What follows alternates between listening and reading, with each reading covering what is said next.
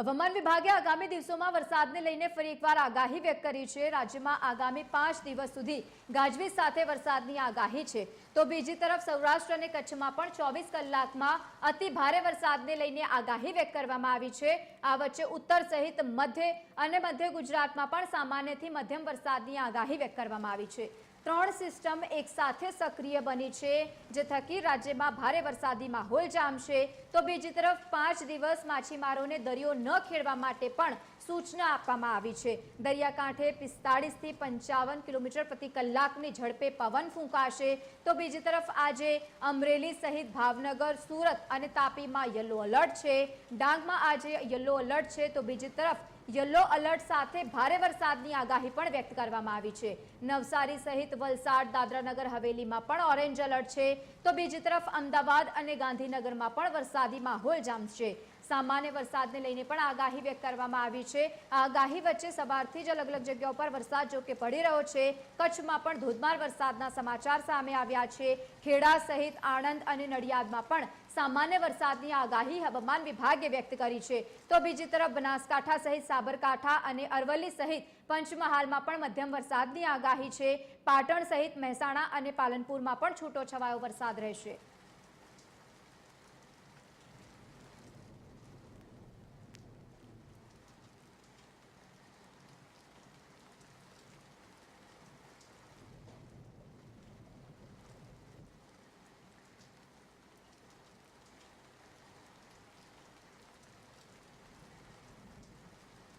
તો રાજ્યમાં સમગ્ર વરસાદની પરિસ્થિતિને સમજવા માટે અમારા અલગ અલગ 4 રિપોર્ટર્સ ગુજરાતભરમાંથી જોડાયા છે। અમદાવાદમાંથી અભિષેક વાઘેલા, પરિમલ મકવાણા નવસારીથી, નીતિન પટેલ સાબરકાંઠા અને હિતેશ જોશી કચ્છમાંથી જોડાયા છે। સૌથી પહેલા અભિષેક, આપની તરફ આવીશ, કેવા પ્રકારનો માહોલ અમદાવાદમાં છે, કારણ કે હવામાન વિભાગે સાર્વત્રિક વરસાદને લઈને આગાહી વ્યક્ત કરી છે। અભિષેક। બિલકુલ લવલીની વાત કરીએ તો જે પ્રકારે વરસાદી સિસ્ટમ એક પછી એક સિસ્ટમ જે છે તે સક્રિય થઈ રહી છે। અત્યારે હાલની તાજેતરની જો આપણે વાત કરીએ તો 3 જેટલી સિસ્ટમો સક્રિય થઈ છે ને તેના કારણે થઈને શહેર સહિત રાજ્યભરના તમામ જિલ્લાઓમાં વરસાદી વાતાવરણ જે છે તે જોવા મળ્યું છે, વરસાદી માહોલ જોવા મળી રહ્યો છે। ત્યારે ગત મોડી રાતની આપણે અમદાવાદની જો વાત કરીએ તો અમદાવાદમાં ધોધમાર વરસાદ જે છે તે ખાબક્યો હતો અને ત્યારબાદના દ્રશ્યો હું અત્યારે આપણે બતાવવા માંગીશ। આપ સીધા દ્રશ્યોમાં જોઈ શકાય છે કે અત્યારે હાલ અમદાવાદના આ મહાનગરના પૂર્વ વિસ્તાર એટલે કે નિકોલના આ દ્રશ્યો જે છે કે જ્યાં વરસાદના કલાકો બંધ થયા તેમ છતાં પણ હજુ પણ વરસાદી માહોલ અહીં જોવા મળી રહ્યો છે। વરસાદી પાણી હજુ સુધી પણ રસ્તા પર જોવા મળી રહ્યા છે, રસ્તાના પાણી જે છે તે ઓસર્યા નથી। સૌથી મહત્વની બાબત એ કહી શકાય કે અત્યારે હાલ જે પ્રકારે આપ વરસાદી પાણી જોઈ રહ્યા છો તે વરસાદી પાણી તો છે, તેમ સિવાય તેની બાજુમાં જે જોઈ શકાય છે કે ગટરના પાણી જે છે તે ઉભરાઈ રહ્યા છે। ગટરમાંથી જે પાણી જે છે તે વહી રહ્યા છે અને આપણે જોઈ શકાય છે કે ગટરના પાણી અને વરસાદી પાણી ભેગા થવાથી અહીં આસપાસના વિસ્તારમાં જે છે તે દુર્ગંધ મારતું વાતાવરણ જે છે તે જોવા મળ્યું છે। દુર્ગંધના પાણી આપ સીધા દ્રશ્યમાં જોઈ શકો છો કે જ્યારે ચોમાસા પૂર્વની અમદાવાદ મ્યુનિસિપલ કોર્પોરેશનની જો આપણે વાત કરીએ તો પ્રી મોન્સૂનની મોટી વાતો કરવામાં આવતી હોય છે, કરોડો રૂપિયાના જે બજેટો જે છે તે ફાળવવામાં આવતા હોય છે, પરંતુ તે બજેટો ક્યાં જાય છે તે અત્યારે આ દ્રશ્યમાંથી જોઈ શકાય છે કે તમામ એ પૈસા જે છે તે પાણીના આ ગટરમાં જતા હોય તે પ્રકારનું જોવા મળી રહ્યું છે। કેમ કે આ પ્રકારની વ્યવસ્થા, એક કાયદો અને વ્યવસ્થાની કઈ વાત કરવામાં આવે તો અહીં પણ લોકોની જાનહાનિના પણ સમાચાર મળી રહ્યા છે, કેમ કે અહીં આ પાણી ભરાવાથી લોકોના જે છે તે ગટરમાં પડવાની ઘટનાઓ જે છે તે પણ બનતી સાંભળવા મળી રહી છે। સીધા દ્રશ્યમાં જોઈ શકાય છે કે અત્યારે હાલ લોકો જે છે તે આ દુર્ગંધવાળા પાણીમાંથી પસાર થવા માટે મજબૂર બન્યા છે। જે પ્રમાણે કહી શકાય કે અત્યારે હાલ સ્થાનિકો પર છે, આપણે તેમની સાથે પણ વાત કરવાનો પ્રયાસ કરીશું। કેટલાક વાહન ચાલકો પર છે, કેટલા ટાઈમથી તમે નીકળો છો અને આ પરિસ્થિતિ વિશે શું કહેશો? ઘણા ટાઈમથી નીકળીએ છીએ, રોજનું આ છે। આ તો પેલી બાજુ ટ્રાફિક નડી જાય, આ બાજુ પાણી નડી જાય, ઓફિસે જવાનો ટાઈમ થઈ ગયો છે। લો શું કરવાનું? કેટલા સમયથી આ પરેશાની પરિસ્થિતિ? છેલ્લા 1 અઠવાડિયાથી છે। બિલકુલ, એટલે કે જે લોકો પોતાના જીવન જરૂરિયાતના કામ અર્થે નીકળતા હોય છે તે લોકોને પણ આની મુશ્કેલીનો સામનો કરવો પડતો હોય છે। ત્યારે કેટલાક મહિલાઓ છે, આપણે તેમની સાથે પણ વાત કરીશું કે અહીંના સ્થાનિક છે। બેન, આ પ્રકારનું પરિસ્થિતિ છે, શું કહેશો આને લઈને? बेन भाई बहुत पानी भरो है, यहाँ बालम ट्रैफिक लगे, यहाँ पानी भरो जाते, लेडीज कहाँ से आए निकले? गटर को पानी है, इनको सरकार को देखना चाहिए ना। ऐसा है, दवा खाने जा रहे हैं हम लोग। बिल्कुल, આ પ્રકારનું જ્યારે પાણી ભરાતું હોય ત્યારે રોગચાળો પણ થતો હોય છે, શું કહેશો? बीमारी होती है ना, मच्छर वगैरह सब होते हैं। બિલકુલ દ્રશ્ય જોઈ શકાય છે કે અત્યારે હાલ આ સીધા દ્રશ્યો જે છે કે લોકો જે છે તે અત્યારે આ દુર્ગંધવાળા પાણીમાંથી પસાર થવા મજબૂર બન્યા છે. તેમજ આસપાસના જો વિસ્તારની વાત કરીએ તો આસપાસના વિસ્તારના રહીશોનું પણ કહેવું છે કે આ પ્રકારના પાણીથી લોકોના સ્વાસ્થ્ય પર પણ આની અસર થઈ રહી છે. કહી શકાય કે અહીં ઝેરી જીવજંતુઓ જે છે તે જોવા મળી રહ્યા છે. ડેન્ગ્યુના કેસોમાં જે છે અત્યારે હાલ ધરખમ વધારો જોવા મળી રહ્યો છે.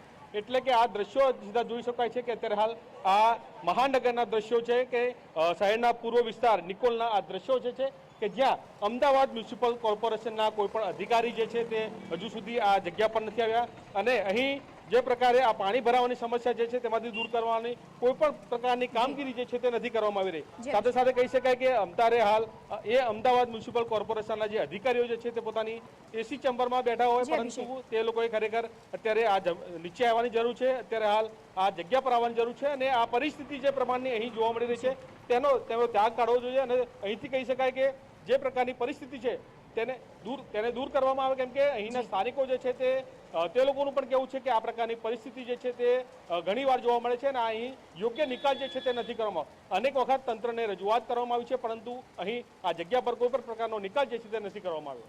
બિલકુલ અભિષેક, આપ જોડાયેલા રહેજો. હિતેશ જોશી આપની તરફ આવીશ. આપની કચ્છમાં ઉપસ્થિતિ છે. અનરાધાર વરસાદ ત્યાં જોવા મળ્યો છે. બીજી તરફ નીચાણવાળા વિસ્તારોમાં પાણી ભરાયા છે.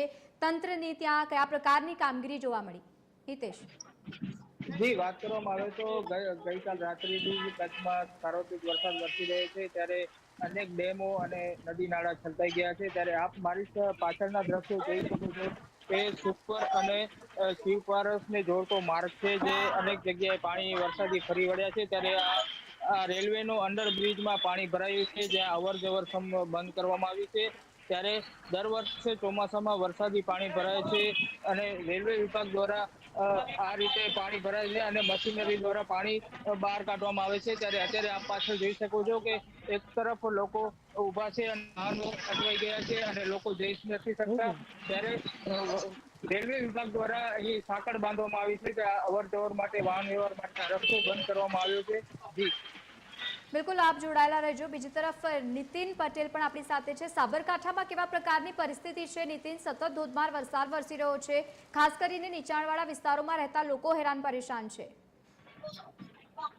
સાબરકાંઠા જિલ્લામાં છેલ્લા 15 દિવસથી સતત વરસાદી માહોલ જોવા મળી રહ્યો છે. આ વરસાદી માહોલ વચ્ચે સાબરકાંઠા જિલ્લાના વડાલી તાલુકામાં ભારે નુકસાન જોવા મળ્યું છે. ખાસ કરીને વડાલી તાલુકાના નીચાણવાળા વિસ્તારોમાં પાણી ભરાતા લોકોના જનજીવન પ્રભાવિત થયું છે. વાત કરવામાં આવે જળાશયોની તો સારા વરસાદને લઈને જળાશયોમાં પાણીની આવક જોવા મળી રહી છે. ખેડવા, હરનાવ સહિતના જળાશયોમાં 500 ક્યુસેકથી વધારે પાણીની આવક જોવા મળી રહી છે, જેને લઈને જે નીચાણવાળા વિસ્તારો છે, નદી કિનારાવાળા વિસ્તારો છે, તે એલર્ટ કરી દેવામાં આવે છે. વાત હિંમતનગરની કરવામાં આવે તો હિંમતનગરમાં સામાન્ય વરસાદ ખાબક્યો હતો અને સામાન્ય વરસાદમાં જ સહકારજી વિસ્તારમાં પુલ આવેલો છે. નેશનલ હાઈવેના પુલ નીચે ઢીચણસમાં પાણી ભરાયા છે, જેના લઈને વાહન ચાલકોને પારાવાર હાલાકી પડી રહી છે. છેલ્લા 3 વર્ષથી આ સમસ્યા છે. વેપારીઓ સહિત વાહન ચાલકોએ અનેકવાર આ બાબતે આંદોલન કર્યા, પરંતુ તંત્ર દ્વારા કોઈ તેમની સાંભળવામાં આવતું નથી.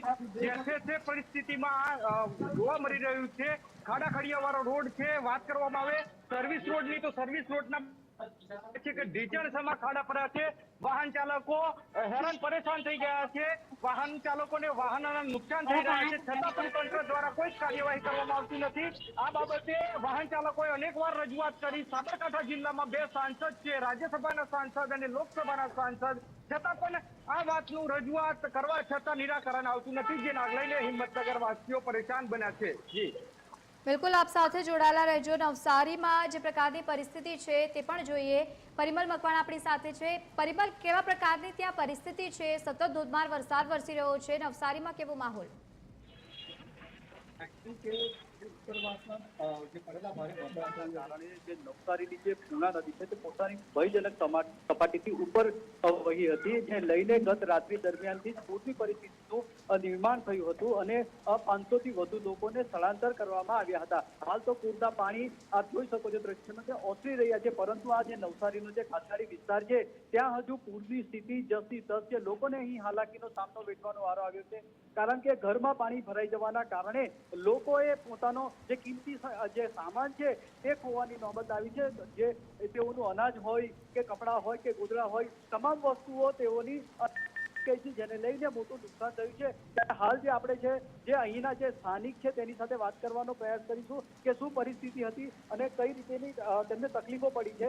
જી કાકા જણાવશો કે કઈ રીતેની તકલીફો આપને પડી હતી ને કેવી પરિસ્થિતિ છે?